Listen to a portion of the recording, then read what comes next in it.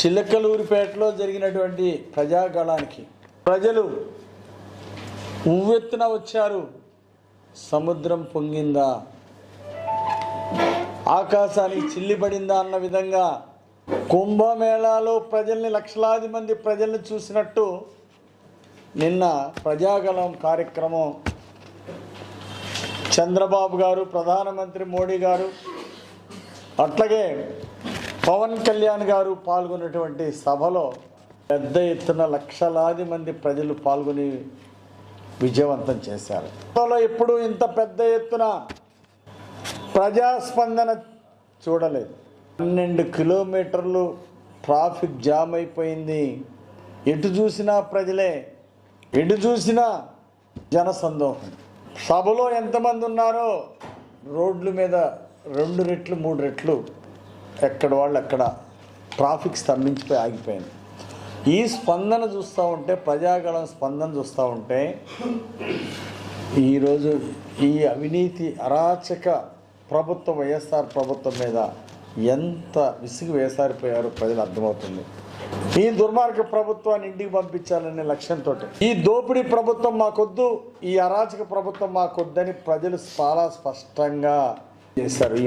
దీనికి లక్షలాది మంది పాల్గొనడం ద్వారా ప్రజలే ఒక సందేశం ఇచ్చారు ఈ దుర్మార్గ ప్రభుత్వానికి. మిమ్మల్ని ఇంటికి సాగనంపుతాం, ఈ అవినీతి ప్రభుత్వాన్ని సాగనంపుతున్నామని ఈరోజు సంకేతాలు, ప్రజలు స్పష్టమైన సంకేతాలు ఇచ్చారు. జరిగినటువంటి ప్రజాగళం సభను విజయవంతం చేసినటువంటి పల్నాడు జిల్లా ప్రజానీకానికి అందరికీ పేరు పేరున హృదయపూర్వక ధన్యవాదాలు తెలియజేస్తున్నా. అలాగే తెలుగుదేశం, జనసేన, బీజేపీ నాయకులు, కార్యకర్తలకు కూడా జిల్లాలో ప్రతి ఒక్కరికి, పల్నాడు జిల్లాలో అందరికీ పేరు పేరున హృదయపూర్వక ధన్యవాదాలు తెలియజేస్తున్నా. అభినందన. సమిష్టి కృషి చేశారు, సమిష్టి విజయాన్ని అందించారు నిన్న సభని విజయవంతం చేయడంతో. పక్క జగన్మోహన్ రెడ్డి సభలు చూస్తున్నాం, జనాలు తక్కువ అవటం, బస్సులు పెట్టినా ఖాళీ బస్సులు, సగం నిండిన బస్సులు, పావలా నిండిన బస్సులు పోవడం చూసాం అందరం కూడా. జనాల్ని బలవంతంగా తరలించిన జగన్ సభలకు వెళ్ళట్లేదు. చివరికి గ్రాఫిక్స్ పెట్టుకొని ఫోటోలు పేపర్లు వేసుకోవాల్సిన దుస్థితి వచ్చింది. అంటే ఈ ప్రభుత్వం మీద ఎంత అసహనం ఉంది, ప్రజలకి ఎంత అసంతృప్తి ఉందనేది ప్రజల యొక్క స్పందన చూస్తూ ఉంటే చాలా స్పష్టంగా అర్థమవుతుంది. ఈరోజు జగన్మోహన్ రెడ్డి వైఫల్యాలు చాలా స్పష్టంగా కనపడుతున్నాయి. పోలవరం ప్రాజెక్టు చంద్రబాబు నాయుడు గారు 5 సంవత్సరాల్లో 72% పూర్తి చేసి బ్రహ్మాండంగా ముందుకెళ్తే, జగన్మోహన్ రెడ్డి గారు 5 సంవత్సరాల్లో 5% చేయలేకపోయారు. ఎవరి సమర్థత ఏంటో ప్రజలు అర్థం చేసుకున్నారు. అలాగే రాజధాని నిర్మాణానికి చంద్రబాబు గారు 10,000 కోట్లు ఖర్చు పెట్టి నంబర్ 1 రాజధానికి ఒక ఆకారం తీసుకొచ్చారు చంద్రబాబు గారు. ఈ మహానుభావుడు వచ్చినాక నేను రాజధానిని అభివృద్ధి చేస్తానని ఎన్నికల ముందు చెప్పి ఓట్లు వేయించుకొని అధికారంలోకి వచ్చినాక 3 రాజధానుల పేరు చెప్పి 3 ఇటుకలు కూడా పెట్టాల, 3 చోట్ల 3 ఇటుకలు కూడా పెట్టని అసమర్థ ముఖ్యమంత్రి ఈయన. ప్రజలు అమరావతి రాజధానిని అభివృద్ధి చేయకపోవటాన్ని జీర్ణించుకోలేకపోతున్నారు ప్రజలు.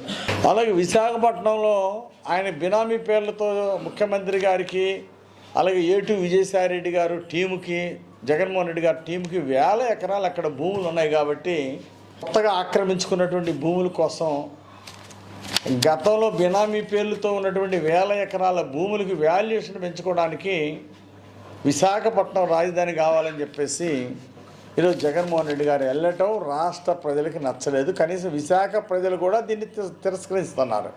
నిన్న పోలీసు వైఫల్యం బాగా స్పష్టంగా కనపడింది.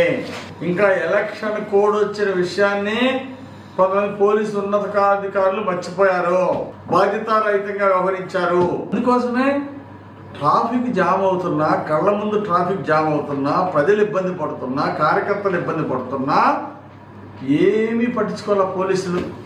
కిలోమీటర్లు ట్రాఫిక్ ఆగిపోయి సభకు రావాలన్న వాళ్ళు మధ్య అక్కడే మరి 1,000 లక్షల మంది ఆగిపోతారు రోడ్ల మీద. పోలీసులు ఒక్కరన్నా సాయం చేశారా? ట్రాఫిక్ క్లియరెన్స్ చేయడానికి ఒక్కరన్నా కృషి చేశారా? కనీసం ప్రధానమంత్రి గారు ఉన్నారు అక్కడ వేదిక మీద, కనీసం ఆ బాధ్యత లేదా? పోలీస్ డిపార్ట్మెంట్ బాధ్యతారహితంగా వ్యవహరించడం చాలా బాధాకరం. మేము ప్రధానమంత్రి గారికి గిఫ్ట్ ఇవ్వాలని శత విధాల ఒక వెంకటేశ్వర స్వామి బొమ్మ ఇవ్వాలని చెప్పేసి ఆడి స్టేజ్ మీద పంపించాలని ఒక మెమోంటో ఇవ్వాలని చెప్పేసి ప్రయత్నం చేస్తే కూడా ఉన్నతాధికారులు సహకరించలేదు. మీరు గుర్తుపెట్టుకోండి, రేపు తెలుగుదేశం జనసేన బీజేపీ ప్రభుత్వం రాబోతుంది రాష్ట్రంలో. రెడ్ పుస్తకంలోకి బాధ్యతారహితంగా వ్యవహరించిన అధికారులన్నీ రెడ్ పుస్తకంలో రాసుకుంటున్నాం. మన జిల్లాకు రెడ్ పుస్తకం ఉందని గుర్తుపెట్టుకోండి.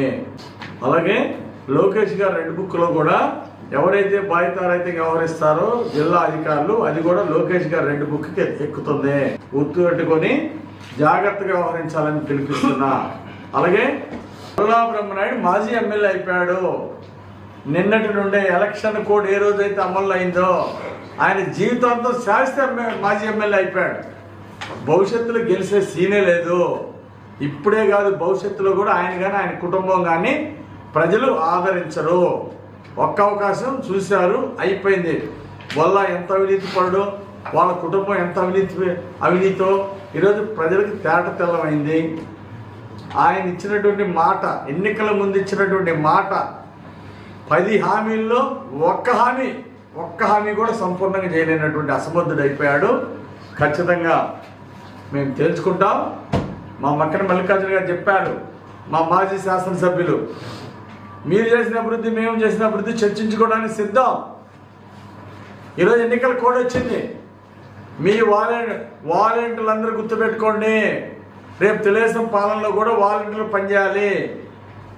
అయితే ఎవరైనా బాధ్యతారహితంగా వ్యవహరిస్తే, వైసీపీ ఎన్నికల క్యాంపెయిన్లో పాల్గొంటే మాత్రం వాళ్ళ మీద చర్యలు తప్పవు. ఈరోజు బహిరంగ చర్చకు మేము సిద్ధం. మీ 5 ఏళ్లలో మీరు చేసింది అభివృద్ధి మీరు చెప్పండి. మేము చేసినటువంటి అభివృద్ధి, మొన్న చంద్రబాబు గారి పాలన 2014 నుండి 19 దాకా చేసి మేము చేసిన అభివృద్ధి చెప్దాం. టైం మీరు చెప్పండి, డేట్ మీరు చెప్పండి, మేము సిద్ధంగా ఉన్నాం. అలాగే విలేకరులు, జర్నలిస్టులు, మేధావులు అందరినీ పిలుద్దాం. మీరేం చేశారో చెప్పండి, మేమేం చేశారో చెప్తాం. దీనికి ఛాలెంజ్కి మేము సిద్ధంగా ఉన్నాం. టైము డేట్ డిసైడ్ చేయండి, మేము రావడానికి సిద్ధం.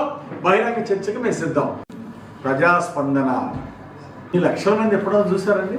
చూసినా జనాలు, ఎక్కడ చూసినా జనాలు, ఎటు చూసినా కిలోమీటర్లు ట్రాఫిక్ జామ్ అయిపోయిందంటే ఈరోజు చంద్రబాబు గారిని మళ్ళీ ప్రజలు, ఆయన ముఖ్యమంత్రి కావాలని ప్రజలు కోరుకుంటున్నారు. మళ్ళీ ప్రాజెక్టు పూర్తి అవ్వాలంటే, పోలవరం ప్రాజెక్టు, రాజధాని రాష్ట్రంలో ప్రాజెక్టులు అన్నీ పూర్తి కావాలంటే చంద్రబాబు గారు ముఖ్యమంత్రి కావాలని ఈరోజు ప్రజలు కోరుకుంటున్నారు. అందుకే ఈ భారీ స్పందన వచ్చింది. ప్రధానమంత్రి గారు కూడా ఈరోజు అవినీతి మంత్రులు పోటీ పడుతున్నారని ఈరోజు మాట్లాడారంటే, ఈరోజు అందరు మంత్రులు కూడా జగన్మోహన్ రెడ్డి గారితో పోటీ పడలేకపోతున్నారు. అందరు మంత్రులు టీముగా పెట్టినా జగన్మోహన్ రెడ్డి అవినీతిలో లక్షల కోట్లు సంపాదించినటువంటి జగన్మోహన్ రెడ్డి అవినీతి మయాన్ని ప్రజలు జీర్ణించుకోలేకపోతున్నారు. జగన్మోహన్ రెడ్డి గారు చేసినటువంటి అవినీతి పేద ప్రజలకు పంచిపెడితే ఒక్కొక్క కుటుంబానికి 10 నుండి 12 లక్షల రూపాయలు ఇవ్వచ్చు. సంపద ఒక్కరే దోచుకోవటం ప్రజలు జీర్ణించుకోలేరు. ప్రజా సంపదని, ఆర్థిక వనరుల్ని అది పేద ప్రజల సంక్షేమానికే ఖర్చు పెట్టాలి తప్ప దోపిడీని ఉపేక్షించరు ప్రజలు అనేది ఈరోజు జగన్మోహన్ రెడ్డి ప్రభుత్వం గుర్తుపెట్టుకోవాలా. తెలుగుదేశం ప్రభుత్వం